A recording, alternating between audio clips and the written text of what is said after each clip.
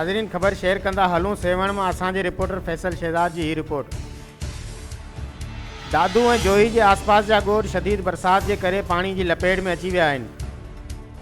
50 खां वधीक ॻोठ पानी हेठि आवाम जो माल मता ऐं घरनि जो सामान लुड़ी वियो। आर्मी जा नौजवान रेस्क्यू करण में मसरूफ़ आहिनि, जॾहिं त तर्ज चूंडियल निमाइतनि का बि सार न लधी। जॾहिं त वज़ीर आला सिंध वाक़े वारे हंधि हेलीकॉप्टर के ज़रिए पुॻो, पर कुछ सेल्फिन का पोइ वापसी रवानो। अवाम खाइण पीअण लाइ परेशान। ॿी तरफ़ पीटीआई अॻवान हलीम आदिल शेख मुतासिर इलाइक़नि में पुॼी वियो। हलीम आदिल शेख मीडिया से ॻाल्हाईंदे चयो त कल जैसे ही हमें पता चला, मैं कराची में था उस वक्त, तो यहाँ कुछ लोग दरख्तों पर थे, जानवर इनके लुढ़ गए थे। मैं कहता हूँ ये नए गाज में पानी आता है, हर साल आता है, आना भी चाहिए, खुशहाली आती है। लेकिन जब पानी ज़्यादा आया तो इसका इन्हें पता क्यों नहीं चला?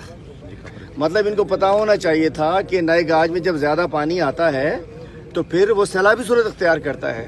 मुझे अफसोस है कि कल इनको पता होना चाहिए था कि पीछे खुशदार से किस तरीके से पानी आ रहा है और अचानक उसको बताया नहीं गया। अगर पहले से डिस्ट्रिक्ट एडमिनिस्ट्रेशन एडवांस बता देती गोट वालों को तो ये ना होता, इस पोजीशन में ना होते वो।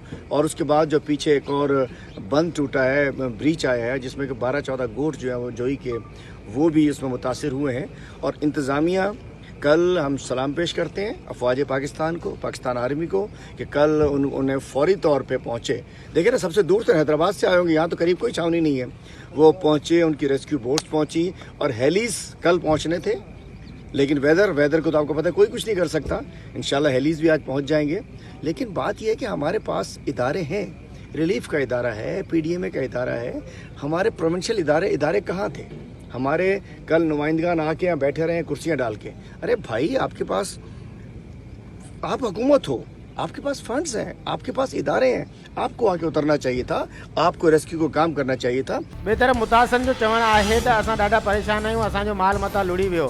बोर्ड जो पानी आई आहे, सभु असे जलुड़ी विया आहिनि, कुझु बि कोन आहे, सफ़ा अड्डा लुड़ी विया, माल मिल्क लुड़ी विया, असां गरीब वेचारी असां रोड जखे भी है, असां बचड़ा बाल बच्चा कढी वञूं। बाबा का शइ कोन्हे, न को टपड़, न को रिली, न को का शइ, अन्न न को अड्डा, का शइ कोन्हे। अम्मा असांजा घर किरी तबाह थी विया आहिनि, जॾहिं त हिते आयल मुतासिरनि जे लाइ चांवर ऐं पाणी जूं बोतलूं सीएम सिंध सां गॾु आयल महिमाननि में विरायूं वयूं।